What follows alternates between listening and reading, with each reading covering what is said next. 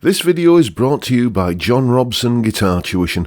If you enjoy the content, please consider supporting the channel by enrolling on a course, purchasing some guitar lessons or a t-shirt, or you can join my Patreon. Now, on with the show. Hello chaps, welcome once again to John Robson Guitar Tuition. As always, I do hope you're well. It's decision time today, which one stays and which one goes. What I'm talking about is basically two of my most recent acquisitions. There is this Yamaha Revstar RSE 20. It's the entry-level guitar, the budget one, if you like, of the latest sort of revamped range of Yamaha Revstar guitars. This is a beautiful guitar. I was skeptical about it when I was shopping for it. I was just going to buy it and, kind of document it and earn a bit of money from the video reviews that I did of it and then move it on. But I kind of fell for it in a big way. It's these things look much nicer in the flesh, even with all my grubby paw marks all over it, than they do in the photos that you see on, music websites and so on. This is a really, really nice guitar. I wasn't expecting to like this guitar anywhere near as much as I did. So, this is a mahogany set neck twin humbucker guitar. And so is this a mahogany set neck humbucker guitar, although this has a maple neck, but it's basically, that sort of Gibson recipe, and this is in fact, straight from, the Gibson cookbook. This is the Les Paul Tribute, again, entry level, made in the USA, Gibson, and basically I've told the story about this guitar, why I bought it a few times. Basically, I blinked an eye and 30 years had gone past since the last time I'd owned a Gibson Les Paul. And I thought, well, yeah, let's dip me toe in the water a little bit more and grab one. And I'm really, really loving this guitar. But I cannot justify having two guitars with such similar specs and sounds. These cost about £1,000. The Yamaha costs about 400 quid. So, tell you what, I said they've got similar specs and similar sounds. Let's have a listen to them both in a mix.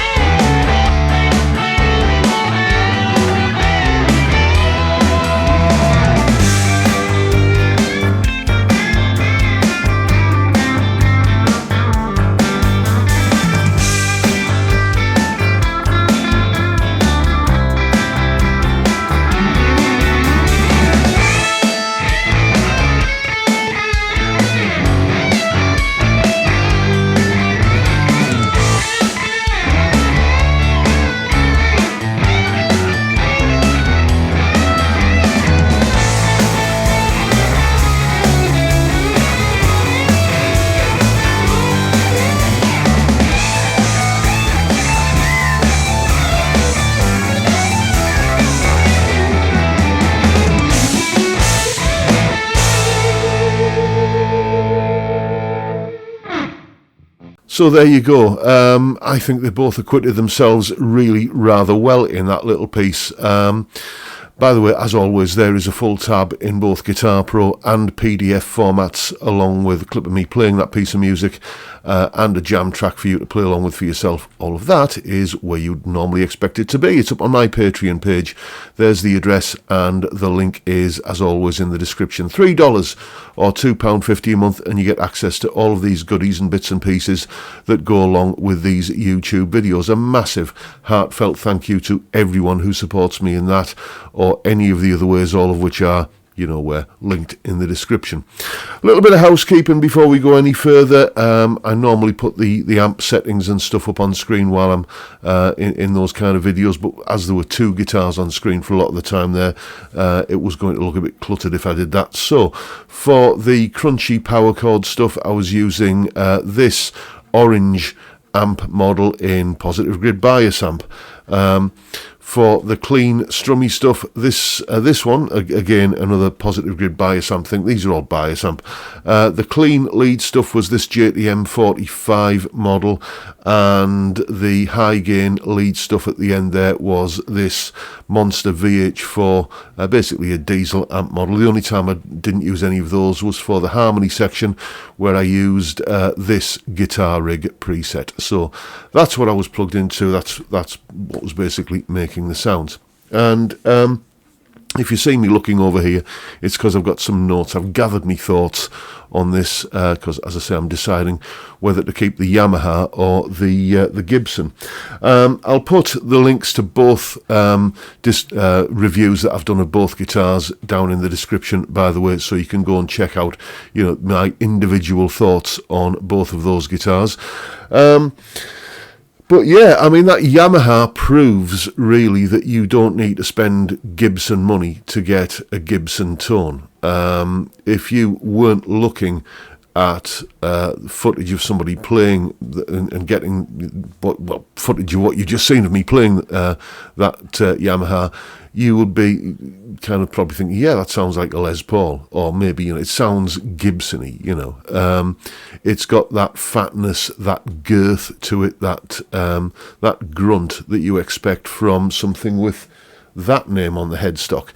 And it's only 400 quid. So, you know, the smart choice really is the Yamaha. You know, what have I got written down here? Great tones, fantastic, and I do mean fantastic playability. It's an incredible price as well, as I say, about 400 quid. And it's when I did the review of this guitar, or when I was choosing between this one and the Epiphone SG, one thing that I said was a big tick in the plus column for this one is that it is its own beast.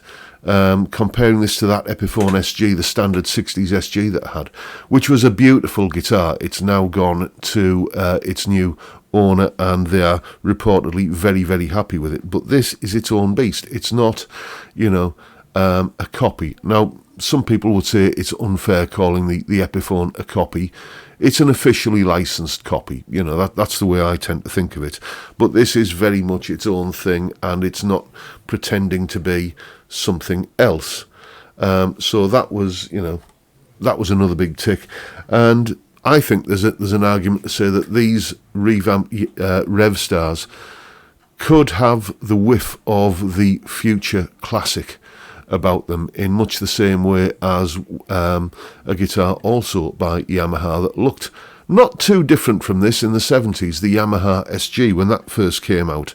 They were an alternative to a Les Paul, and you know, but they've since become, you know, iconic in their own right and become a classic. And maybe that'll happen with these. You know, don't go and buy one thinking that you're buying an investment, but it might happen, is what I'm saying.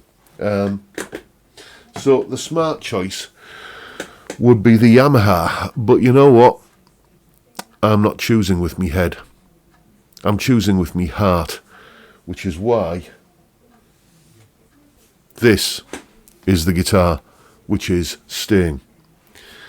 I've waited 30 years to get a Les Paul. The last one that I owned, well, I got rid of it when times were a bit hard back in 1992.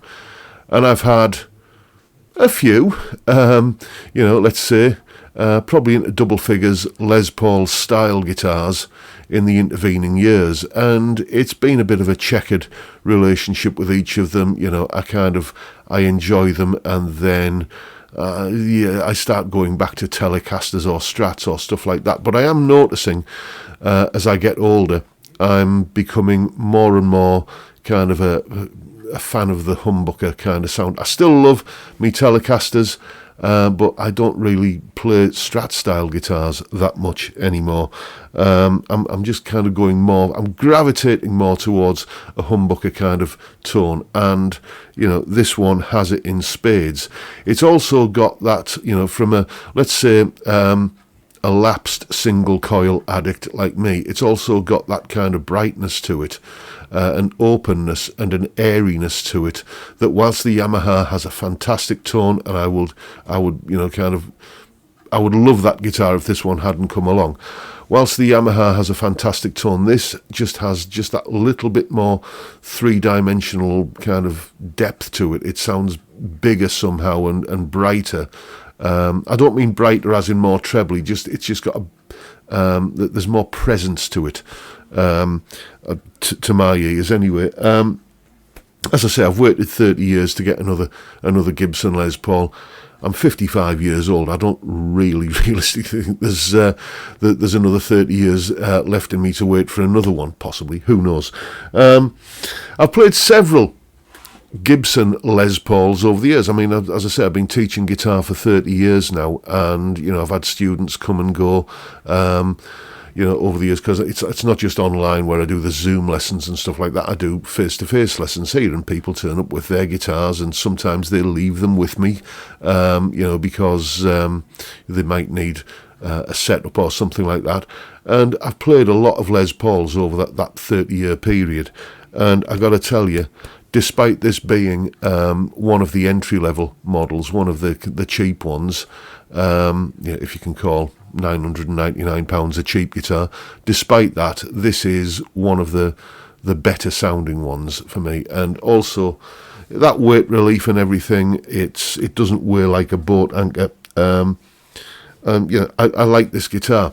I did mention in the unboxing and the review of this guitar that there is like a slight kind of lip between the fretboard and the neck.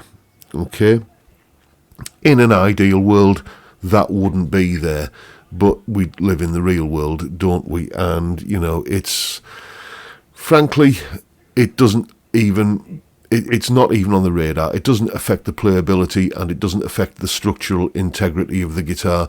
The guitar is exactly what it is. It's a Gibson Les Paul tribute, and Gibson Les Paul entry level, and it plays and feels and sounds absolutely gorgeous. And I don't care. Basically, this is my little treat to myself for having earned a living as a guitar teacher for. How long did I say? 30 years. I might have mentioned that. So this is the one I'm keeping. As I said, with me head, I would choose the Yamaha, but with me heart, I'm choosing the Gibson. And, I'm very, very happy now I've made the choice. The other thing that weighs on my mind as well is that I've also got an offer on the table of a good price for the Yamaha for somebody that is willing to come and collect it, so I don't have to faff around with eBay and photographing it and listing fees and shipping and all that sort of nonsense that is, let's face it, a pain in the neck when you're selling a guitar. So if that was, if for nothing else, that might just have tipped the balance, but this is the guitar I'm keeping. So I've come to a decision, and there you go, folks. That is the video for today. Hope you've found it interesting and entertaining in some way, and if that's the case, please hit the subscribe button and the notification bell if you haven't already done so, and why not leave me a like while you're at it. Don't forget, as always, the live stream every Friday, 5 PM UK time, where we drink beer and talk music and guitars. What is not to like about that? It's a fantastic way to kick off the weekend. I'd love to see you there if you can make it. But for now, I'm going to bid you all a good day and say thank you so much for watching. Thank you for your time. Look after yourselves, folks. Stay well, stay safe, and above all, stay sane. Bye for now.